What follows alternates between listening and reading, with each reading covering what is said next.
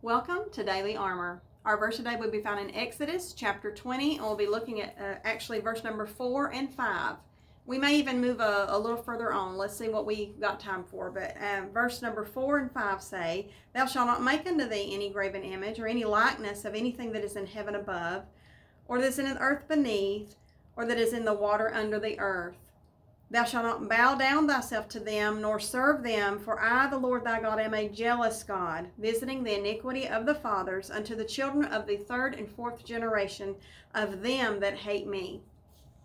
Let's look at this a little more closely. I immediately think of those that obeyed this commandment would be Shadrach, Meshach, and Abednego. They were actually put to the test of whether they were going to bow down to this statue that had been made, that they were commanded to bow down to worship this statue, and they chose not to, even with fear of death, even with their life depended on whether they were going to bow down to this statue or not. So when we look at that, that's immediately what I think of when I look at these scriptures. And they were abiding by this that's written in Exodus, and it says it again in Deuteronomy chapter number 5. So, excuse me a moment. Had a lot messing up.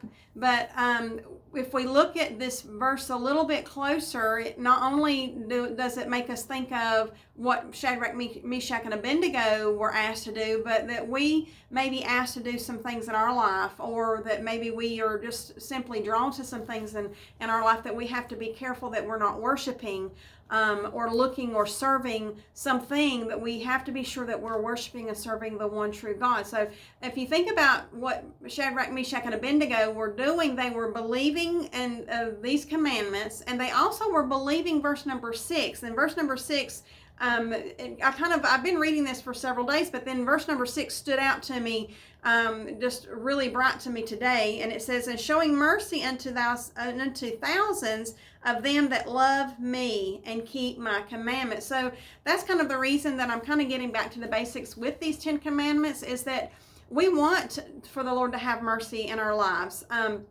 And he's going to do that to them that love him, and then them that love him are going to keep his commandments to the very, very, very best of their ability.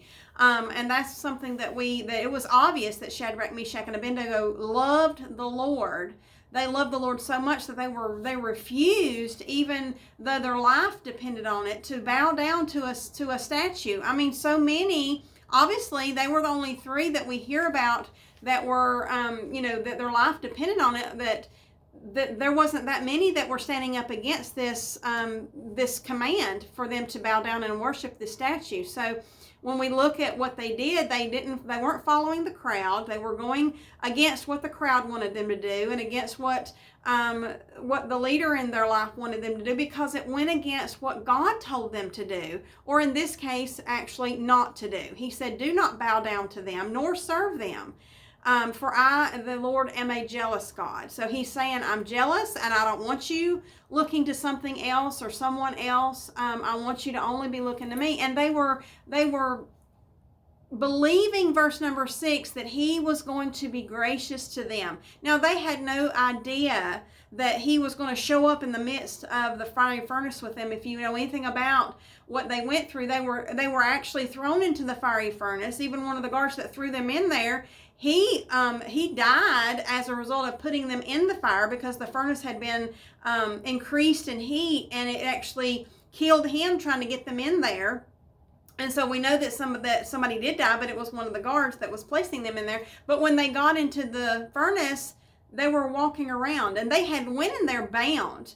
And walking around in there, they were no longer bound. And there was a 4th one in there with them. So the Lord was with them and protected them. And they were removed from the furnace without even a singe, without even the smell of smoke on their clothes. So they were not harmed in any way, because they did what the Lord wanted them to do and not what others wanted them to do. So let's look specifically at verse number 4. I want us to really look at some things that we can look around and see, make sure that we're not worshiping any certain thing, but we're worshiping the one true God. And it says in verse number 4, "So thou shalt not make unto thee any graven image." And these are some examples of some graven images, of some little statues, of some little emblems of, whether we take a piece of jewelry and that's what we put our faith and trust in, that there's some things that's around us, above us, around us, and below us that we might be worshiping. So let's look again.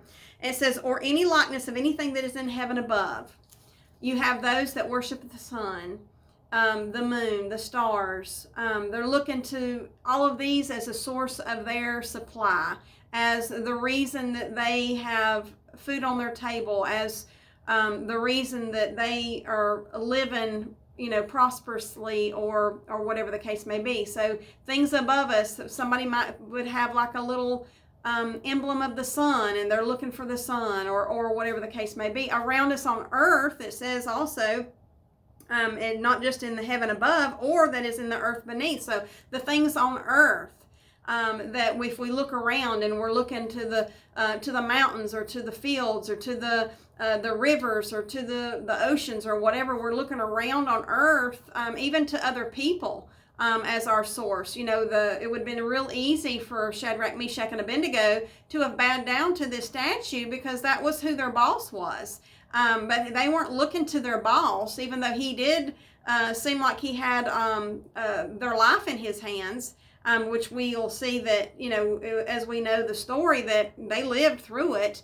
But it looked like he had control of their life, when actually the Lord himself is the one who's in full control of all that. So as we look around us, then the end of verse number 4 says, or that is in the water under the earth. In the water under the earth. So those source of income, a lot of people make their source of income from the things that are in the earth, or under the in the water, in the ground. So you've got coal, you've got gold, you've got all these things that are mined for the sources under the earth. You've got the waters, the waters below have the fish and the shrimp and the lobsters and all those kind of things as a way to make a source of living.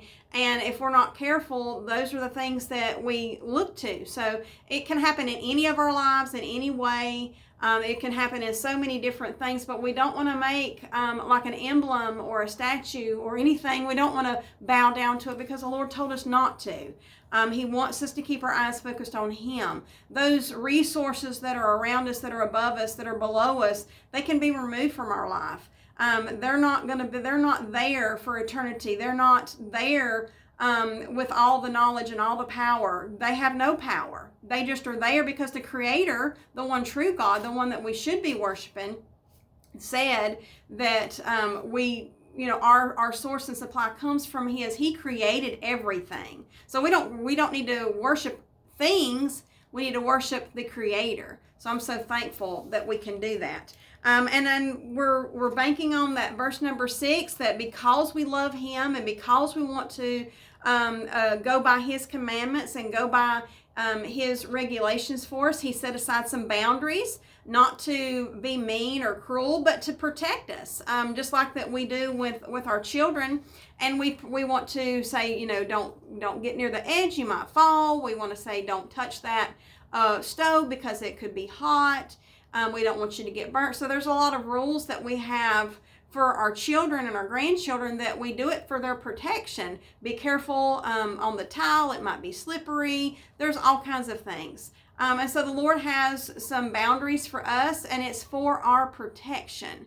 It's for our protection, and for us to protect ourselves from being disrespectful to Him. So He even lets us know these things would be disrespectful to Him, and that He is a jealous God, and He would get angry with us for disobeying these commandments. So we really, really do want to get back to the basics and make sure that we are following His commandments and the way that He wants us to do things, or even in this case, to not to do things. So even for Himself, you can't contain the Lord in, and we worship the one true God, but we can't contain Him in a graven image. He's not somebody that we could put Him in make a little statue mold of Him, and be praying and bowing down before an image of him. We are looking up. We can, anywhere that we go, we can talk freely to him. I can be praying to him in the car. I can be praying to him at church. I can be praying to him at home. I can be outside.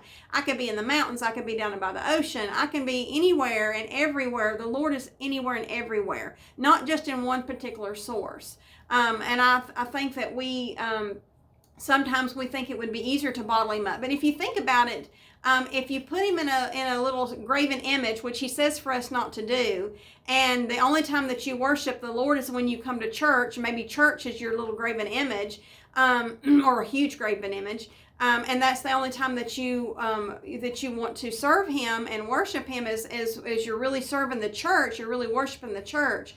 Then you're going to feel like that the only time that you have any authority, that he has any authority over you, is when you are in the midst of that building.